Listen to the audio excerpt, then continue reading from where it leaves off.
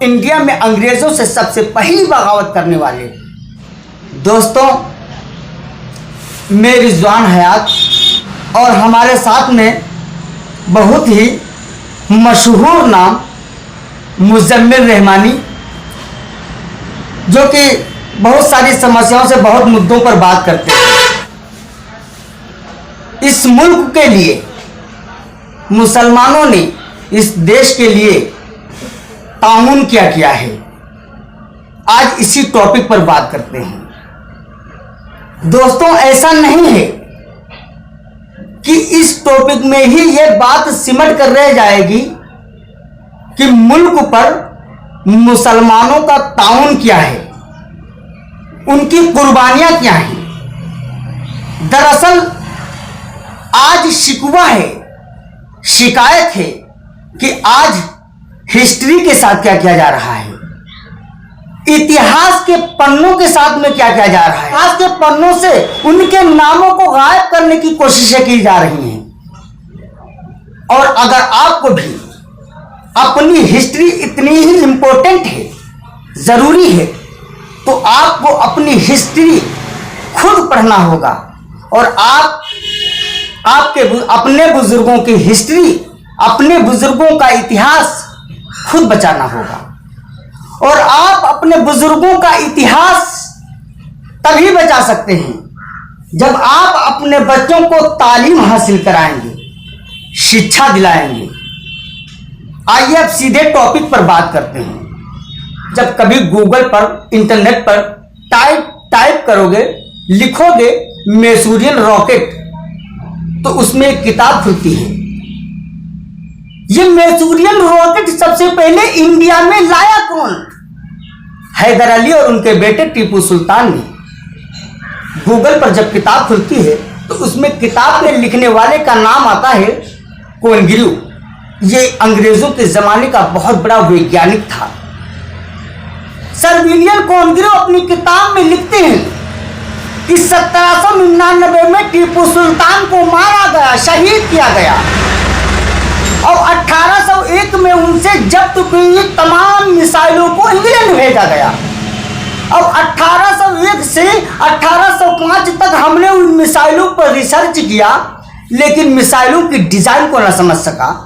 ऐसा नहीं था कि इंग्लैंड में मिसाइलें नहीं थीं, लेकिन मैसूरियन रॉकेट 2 किलोमीटर से ज्यादा वार करती थी। और जब हम ऐसी मिसाइलों को बनाने में नाकाम रहे, तब इंडिया से अंग्रेजों ने एक किताब भेजी। वो किताब आज भी पेरिस के म्यूजियम में रखी हुई है। उस किताब का नाम है फतहुल मुजाहिदीन और किताब के लिखने वाले का नाम है टीपू सुल्तान। उस किताब में टीपू सुल्तान ने मिसाइलों की डिजाइन को बाखूबी समझाया है। तब कॉनग्र्यू इंग्लैंड को ऐसी मिसाइलें दे पाए थे। ये है आपके बुजुर्गों का इतिहास, ये है आपके बुजुर्गों का मुल्क के लिए ताउन। इंडिया में सबसे पहली तोप लाने वाले जहीरुद्दीन मोहम्मद बाबर थे। इंडिया में सबसे पहली पक्की सड़क बनवाने वाले शेर शाह सूरी थे।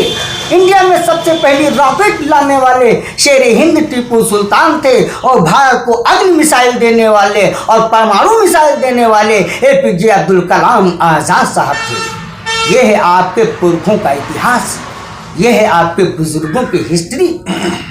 बाशिंदे हैं हम हिंद के, मेहमान नहीं हैं, मुकम्मल हैं सब यहीं के, हम अनजान नहीं हैं और अजूबे हैं जितने हिंद में, पुरखों के मेरे हैं, हम अपना वतन छोड़ दें आसान नहीं है।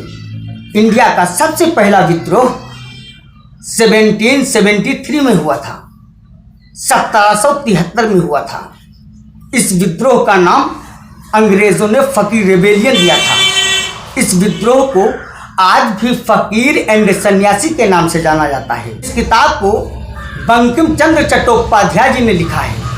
इस किताब का नाम है आनंद मठ। उन्होंने लिखा कि सन्यासी, संत, सूफी, फकीर कंधों से कंधा मिलाकर एक बड़ी भीड़ के साथ अंग्रेजों के गोडाउन तक जाते। उस समय भुखमरी का आलम था, लोग भूख से मर रहे थे, पर अंग्रेजों के गोडाउनों में अनाज भरा हुआ था। अंग्रेजों के तमाम गरीब हिंदू मुसलमान में बांट दिया करते थे। सन्यासी और फकीरों ने इस बगावत को 50 साल तक कायम रखा। इंडिया में अंग्रेज़ों से सबसे पहली बगावत करने वाले मजनू शाह फकीर थे। मजनू शाह फकीर के दोस्त भवानी पाठक भी शामिल थे। मजनू शाह के मरने के बाद मूसा शाह, चिराग अली, नूरुल मोहम्मद इन्होंने इस बगावत को 1803 तक जारी रखा। 1857 की बगावत, जिसे अंग्रेज़ बगावत कहते हैं, हम उस बगावत को ख़ास लड़ाई कहते हैं, क्योंकि 1857 की लड़ाई इंडिया को आज़ादी की राह पर लाने वाली थी। इंडिया के बाशिंदों की नस्लों को आगे आज़ादी दिलाने वाली थी। 1857 की लड़ाई हिंदुओं की आस्था बचाने के लिए लड़ी गई थी। गाय की चर्बी और सुअर की चर्बी कारतूसों में लगाने की वजह से बड़े पैमाने पर पूरी इंडिया में मुसलमानों ने यह लड़ाई लड़ी थी। 1857 की बगावत में एक नाम आता है दिलावर जंग। मौलवी अहमदुल्लाह शाह मद्रासी, ये टीपू सुल्तान के दरबारी नवाब मोहम्मद अली के बेटे थे। ये पीर मेहराब शाह कलंदर के कहने पर अपने मुल्क से अंग्रेज़ों को हटाना चाहते थे। इस सिलसिले में ये दिल्ली गए। दिल्ली के बाद पटना, पटना से फैज़ाबाद, फैज़ाबाद से कलकत्ता गए। देश के कोने कोने का दौरा किया और अंग्रेज़ों के खिलाफ माहौल को इतना गर्म किया। 1857 में अंग्रेज़ों ने सबसे पहले किसी की गर्दन पर 50,000 रुपयों का इनाम रखा। वो अहमदुल्लाह शाह मद्रासी थे। रुपयों के लालच में आकर राजा उर्फ पवई ने धोखा देकर अहमदुल्लाह शाह मद्रासी का सर काट कर अंग्रेज़ों के कदमों में डाल दिया। तब अंग्रेज़ों ने ऐलान किया, ये उस इंसान का सर मेरे कदमों में पड़ा है जो आज तक हमारा सबसे ताकतवर दुश्मन था। ताउन की अठारमाओं की आलिमों की फहरिस्त बहुत लंबी है, बहुत लंबी है। वो चाहे मौलाना लियाकत अली खान हो या मौलाना बख्त खान हो या खान बहादुर खान हो या हिकमतुल्लाह खान हो, 1857 के उलमाओं की आलिमों की फहरिस्त बहुत लंबी है। 1857 की जिन्होंने जंग आज़ादी का सबसे पहले फतवा दिया, उनका नाम अल्लामा फजल हक खैराबादी था।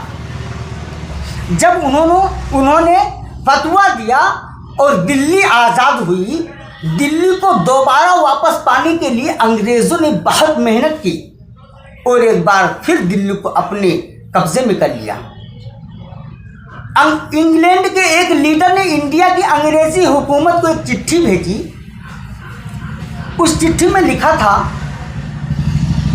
कि 1857 की बगावत दरअसल मुसलमानों की बगावत है, मुसलमान उलमाओं की बगावत है, आलिमों की बगावत है।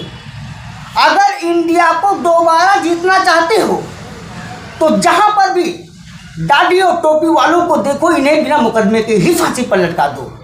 फिर क्या था, अंग्रेज दाढ़ी और टोपी वालों को ढूंढ ढूंढ कर निशाना बनाते। उनसे ये नहीं पूछते कि तुम्हारा कसूर क्या है, बस उनकी गोलियां मुसलमानों का सीना व सर तलाश करती। कर्नल नील, इसने इलाहाबाद, पटना, कानपुर को दोबारा अंग्रेज़ों के कब्जे में लाया था। कर्नल नील अपनी किताब में लिखता है कि मुझे इस बात पर गर्व है कि मैंने सैकड़ों लोगों को बिना मुकदमे के ही फांसी पर लटका दिया।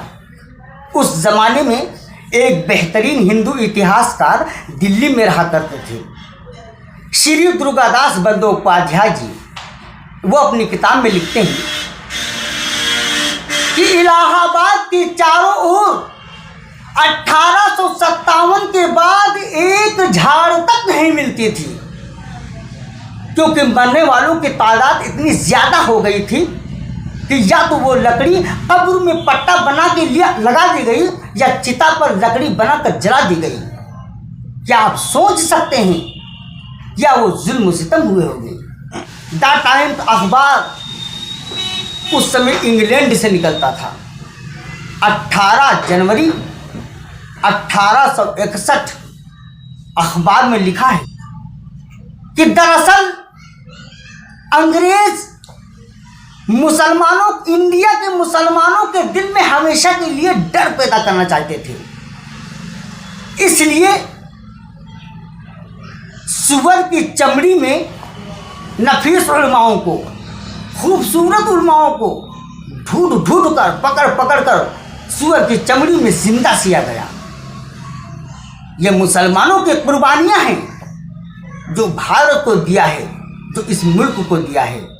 60 से 1861 तक 1 साल के बीच में दरमियान में अंग्रेजों ने 51,200 लोगों को बिना मुकदमे के ही सूली पे चढ़ा दिया था, जिनमें 27,000 उलमा थे।